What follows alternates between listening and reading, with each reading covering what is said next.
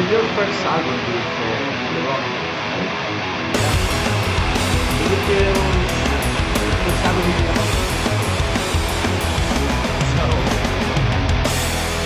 The band already had an existing fan base. A lot of people that love the music and have supported the music for so many years. Now, all of a sudden, I have to come in and be the new voice and writer of the band. Are you writer too? Yep.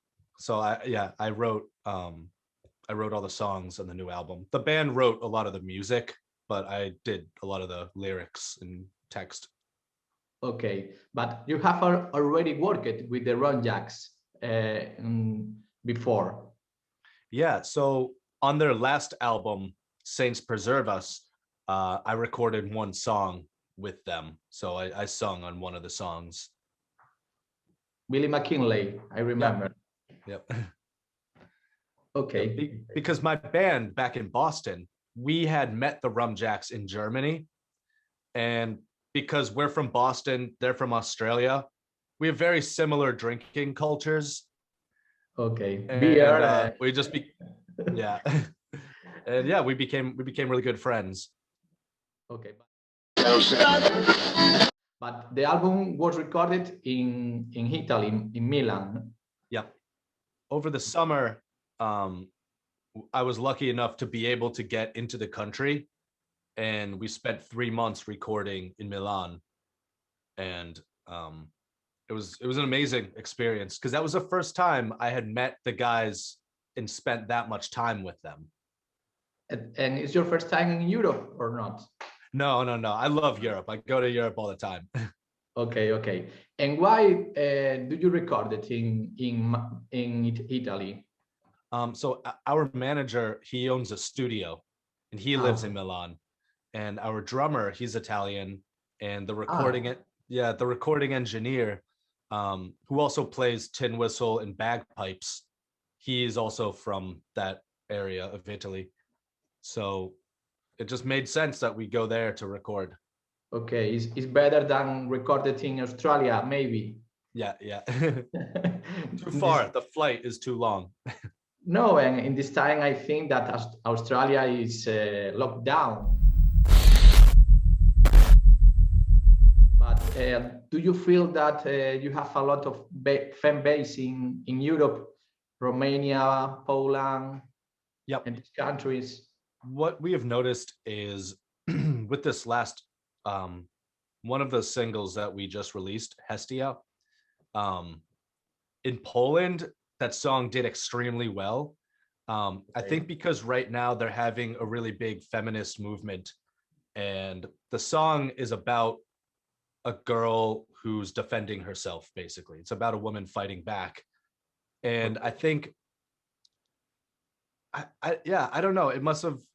People must have understood the message of the song because it's not obvious, not an obvious message.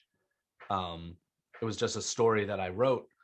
And and the song did really well on the radio there. And yeah, I don't know. We're getting lots of messages from Poland.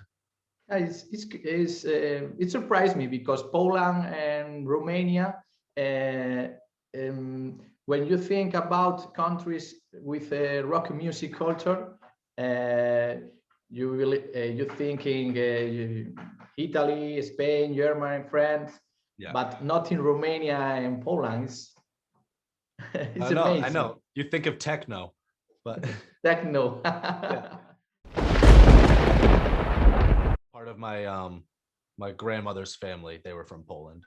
Okay. In Boston, there are a lot of people with roots in Europe, no? Ireland and absolutely. Britain. It's very American to say like, oh, what's your background? And you go, oh, well, I'm 25% Irish, 25%, Italian, Polish, and then Jewish. So yeah, we have all these different backgrounds. But I am from Galicia, and I told you, and Galician is the same as Irish because there are a lot of Galician in Argentina, in Colombia, in so many countries. Yeah. Okay. About your new album, Hestia. There is one thing that surprised me because there are a lot of songs, 14 songs, I believe. Yeah. And can you tell me about this decision?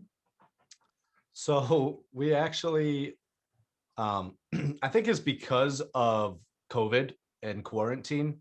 We had several months where I couldn't do anything other than sit in this room and just write music. So there is a free time. yeah.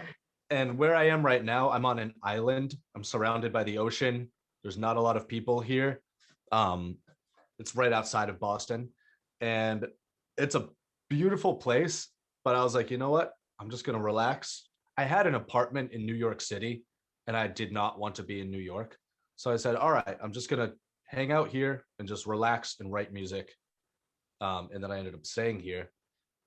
So because of all these months of writing, we went into the studio with a million songs to choose from. A million songs. Yeah. We ended up adding a 15th song just to the vinyl alone that we're not putting on Spotify.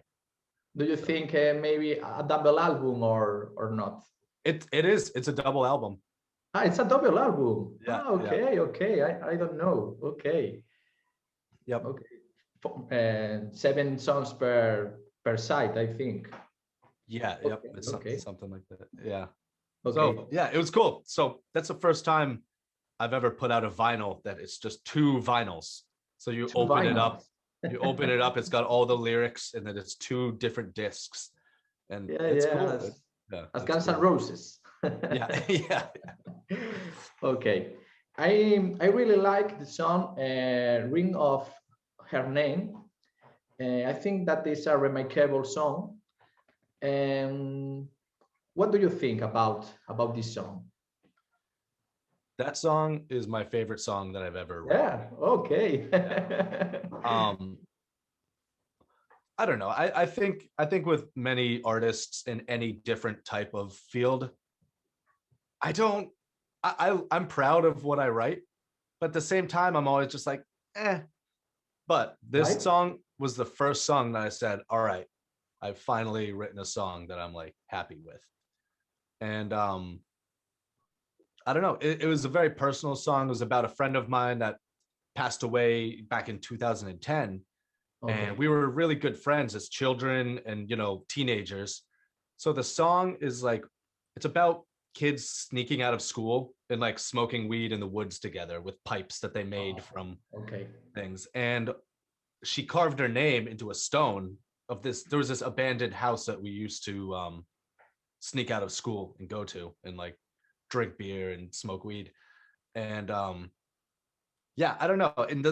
And she passed away. So the song is kind of about this carving of her name in the stone.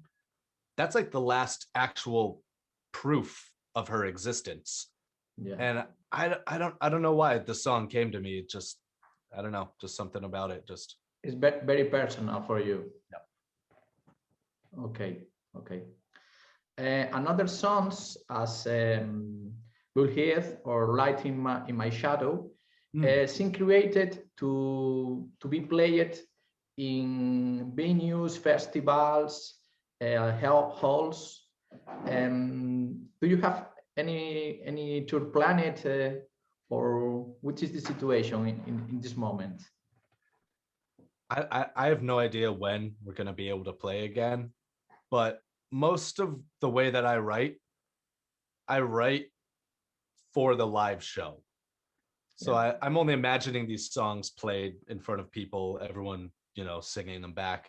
So that's kind of why Light in My Shadow. Imagine to these songs for the festivals, for the party, for the dancing.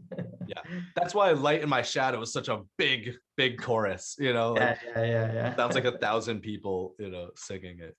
Yeah. When I hear the first time, I believe and I think about a cycle pit or something like this, not exactly. Yeah, because I grew up in like punk bands and hardcore bands, and like I just love the live show, just being crazy, everybody singing along, stage dives and everything. So I'm like, you know what? I'm gonna write that type of music as much as I can, but still have it sound like the RUMJACKS. Yeah. Yeah. In the public radio, I talk about hardcore and punk bands, and Boston is a reference for us. Yeah. And what do you recommend me? Boston bands, a current Boston bands. Oh, geez, that's a tough question. So there's a band right now. It's actually a reggae ska band. Reggae. Yeah, they're called the Hemp Steadies, but they take, it's like the Clash, if the Clash was mixed with like the Specials. The Clash when played ska. Yeah. Okay. I don't know. That was the first band I just thought of now. There's a million bands. I can't think of any. Traffic Murphys. Yeah. No. How many times? I would say, not to like self-promote, but if you like the RUMJACKS, my band in Boston, it's called Mickey Rickshaw. Yeah. It's basically, we describe it as Celtic punk played by hardcore kids. Hardcore, yeah. Yeah. So yeah. How many times in compare the RUMJACKS with Traffic Murphys? Maybe it's molested. It's a pity, maybe, or do you like it or not? So for me, I feel bad saying this, but okay, the Dropkick Murphys, I love their earlier albums. I think everyone says that. Do or Die, amazing album. But growing up around Boston, you didn't want to go to their shows. It was all like, I don't know, like football and baseball fans. And it was all the jocks. And that's who we got into punk to get away from. Yeah. Like. Is Metallica as the metal, maybe. Yeah. But they're an amazing band. Their live show is really good. But I think by the time I was old enough to start seeing them, they were already too big. So like I saw them at a few small clubs, but mostly it was just like, the big shows. And I was just like, I feel like I'm at a football game right now. And football here is different than football over there, Yeah, it was the culture that we got into punk rock to escape. But I still think it's good for the genre. But when people compare us to it, that's like hearing horns, trumpet and trombone, and being like, oh, you sound like Real Big Fish because you have horns. And it's like, no, we sound like the Mighty Mighty Boss Tones, Yeah.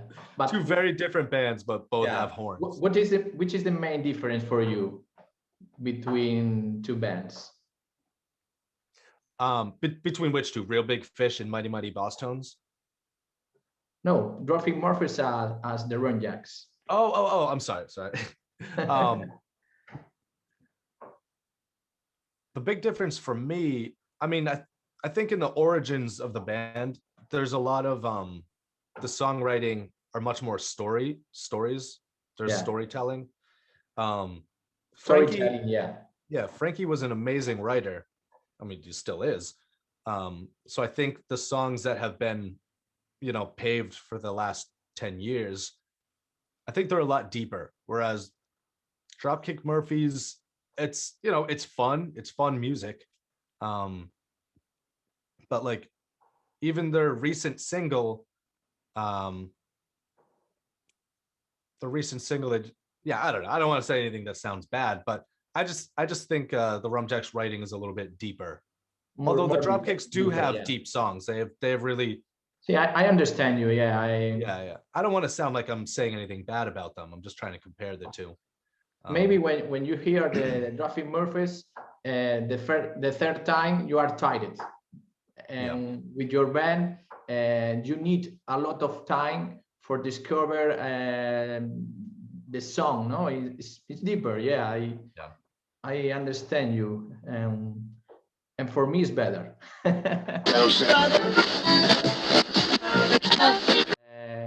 All the questions that I want to ask you is already make it. Do you want to add another comment to Spain, to the public radio of Spain? Yeah, I mean, to the public radio of Spain, I would say, first of all, all right, do not tell my manager this because he's Italian. I think Spain has the best food in the world. And spaghetti is very good, yeah. It's because it's so diverse everywhere you go. But really, though, I love Spain, and I can't wait until we can play there. One day, this pandemic will be over, and the pandemic, yeah, it's terrible. It shut down the world, but I think it's much better than a war, you know? So if you can look at all things that can bring the world to a halt, I'll take a pandemic over a war. And I just think everyone needs to be positive through this, and it'll be over soon enough, and then we can all party.